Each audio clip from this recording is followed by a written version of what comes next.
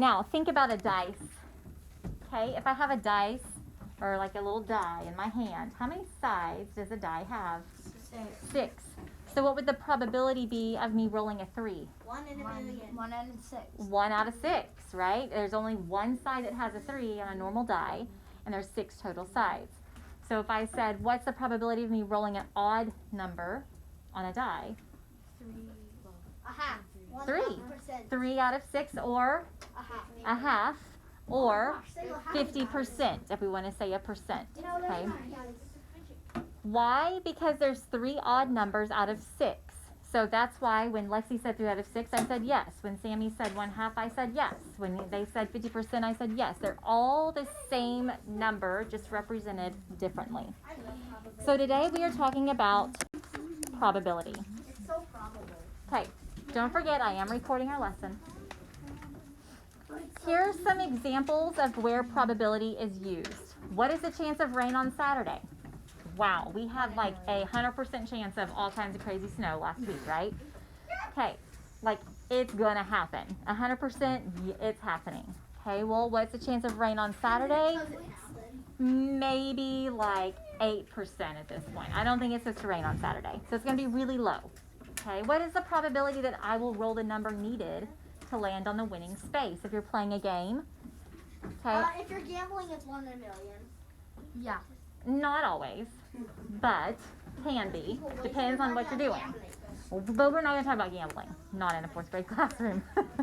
Okay, so the probability that I land, or that I roll a number that I need to land on a winning space depends on the game that you're playing. Depends on how many spaces you have. Depends on how many number are on the die. Okay, so there's a lot of things that change and make probability what it is. There's a 50-50 chance that the groundhog will see his shadow. Why? Because you can see it now. There's only 2 options. Right, there's 2 options. He's either going to see it or he's not. That's why there's a 50-50 chance. What are the odds of winning the big game, meaning like the Super Bowl?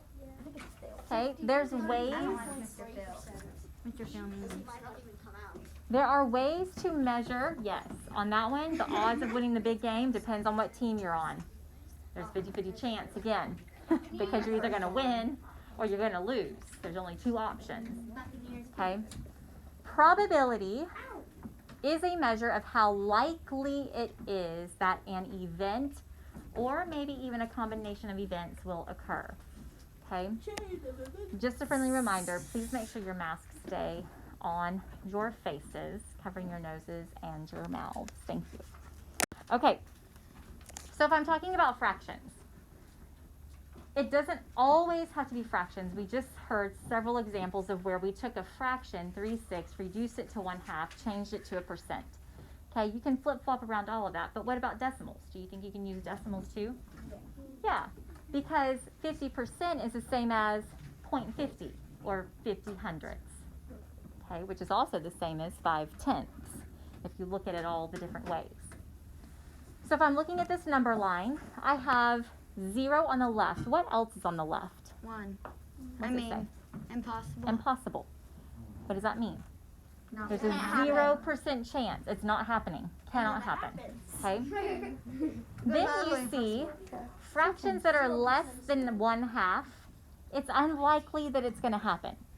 Okay, if it's less than 1/2, then chances are it's not going to happen. If it's greater than 1/2, it's likely. It could happen, but if it's 1, that's the same as 100%. 100% chance of snow last week. What does that mean? It's happening, right? Okay. A standard dot cube, so this is what I was talking about earlier, just a regular die, is rolled 1 time. Which word best describes each event in parts A through D? Would it be certain, likely, unlikely, or impossible? So if I look at option A, the cube will stop with 3 dots on top. Is that going to be impossible? No. It's not impossible. Okay, Lexi just said that's 1 out of 6. Is that less than 1/2? Is it unlikely that it'll land on a 3? Yeah. It's unlikely. Remember, if it's likely, it has to be greater than 1/2 of a chance. So it's got to be like 4 out of 6, 5 out of 6, or 100% to be likely. okay? Actually, not 100%, because 100% would be what? Certain, right. Okay, so 3 dots on top would be unlikely, because there's less than a half chance that it's going to land with the 3. What if the cube stops with more than 2 dots on top? Think about how many sides have more than 2 dots on top. That's likely. It's likely. Why, Bryce? Because 2 is less than half of the whole entire numbers, so that means it'd be more likely than unlikely. Right, so if you think about all of the sides that have more than 2 dots, you have a 3, a 4, a 5, and a 6. How many sides is that? 4. 4 out of 6. Okay, that's more than half, which is what Bryce was saying. So since it's more than half, it's going to be likely that whatever side it lands on will have more than 2 dots. The cube will stop with fewer than 7 dots on top. How likely is that? Certain. Why? Because there's only 6 dots on top, and that's 7, all 6 fewer is than more 7 than- can go, so. 7, Yeah, 6 it could is more be than 1. it could be 1, 2, 3, 4, 5, or 6. So it is certain that if the dice stops, there will be fewer than 7 dots on the side that it lands on. The cube will stop with more than 6 dots on top. That's impossible. Impossible. Only 6 on Okay, exactly. 6 is the highest number on the cube. Okay, this circle is divided into 5 equal sized sectors. Okay, a sector is like a section. Notice the prefix there. Okay, it's a lot like section. Each sector is labeled by one of these letters, A, B, or C. Suppose the spinner is spun and stops in one of the sectors. Find the probability of each of the possible outcomes. Okay, what's the chance that it might land on the letter A? 20%. Okay, so I'm hearing percents and fractions. 1/5. Okay, 1 out of 5. I'm looking at just the letter A. I have 1 A out of 5 spots. What does that equate to if I were to talk about a percent? 20%. Okay, y'all think back to like money for a minute. If you take a dollar, which is like 100%, you divide it into 5 equal sections, there's going to be 20 cents, right, in each of those sections. So any of these would work. 0.2 or 0.20. 20% or 1/5. What about the letter B? 1/5.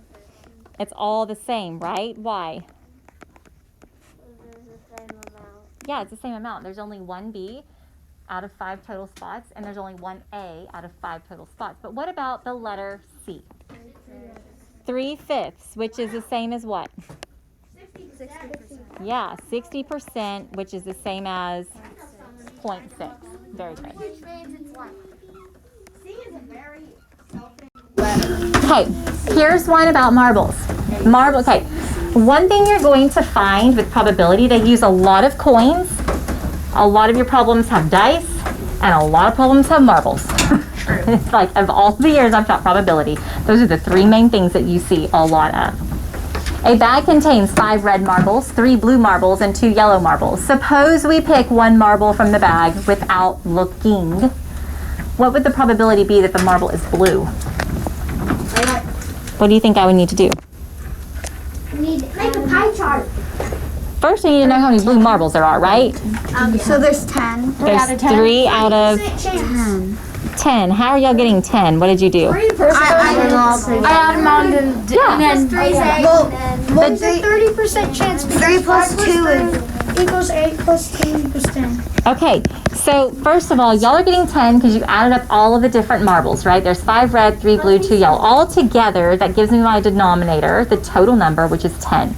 Only 3 of those 10 marbles are blue. So the probability is either going to be 3/10, 30%, or 0.3, which is, you would read it as 3/10. Okay? Find the probability that the marble is not blue. So how many marbles are not blue if 3 are blue? 70% chance. 7/10 or 70%. Also 0.7. What is the sum of the probabilities of drawing a blue marble and drawing a marble that is not blue? So I'm looking at the probabilities. I have 3/10 and 7/10. What's the sum of those? 10/10. Which means what? 100%. It's certain. Okay, if it were asking you, what's the probability of drawing a blue marble or one that's not blue, it'd be 100%. You're either going to draw one that's blue or you're going to draw one that's not blue. It's a 100% chance you're going to get that. Okay? All right. How are we doing so far? Okay. Spinners, these are another really common thing with probability. Because what are the chances that you land on a certain number when you spin? So Ben spun a spinner. I feel like I'm reading a tongue twister.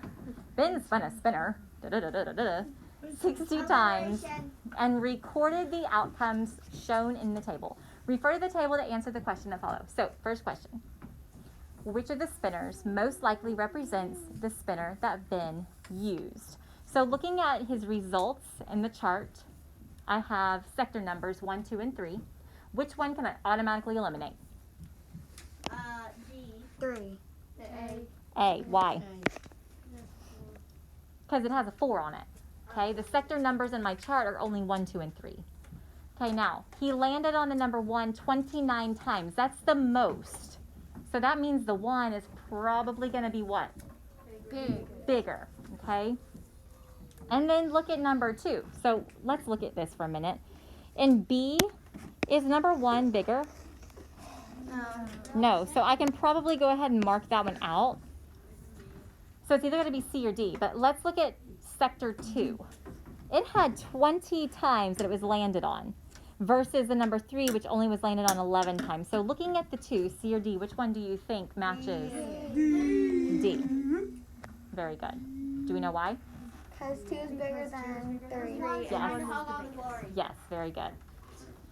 If Ben spins the spinner, 10 more times, about how many times is the spinner likely to stop in sector 1? Okay, so if Ben spins the spinner 10 more times, let's look at how many times he's already spun it in my table. 29 plus 20 plus 11 is how much?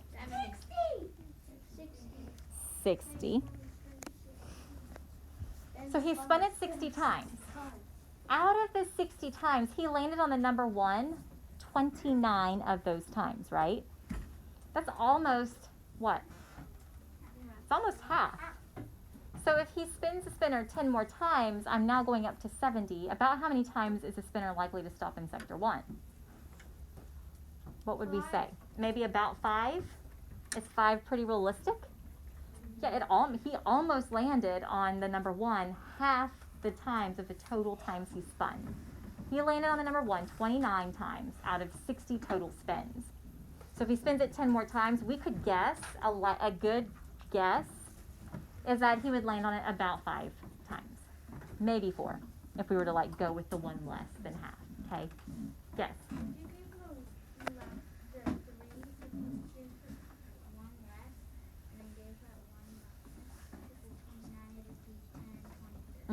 It would be a lot clearer numbers, wouldn't it? Okay, how do we feel about probability? That's as deep as we're going to get in probability right now. There's a lot more to it, but that's as far as we're going to go. Your lesson today starts on page 396, and you guys have about 25 minutes to get done as much as you can.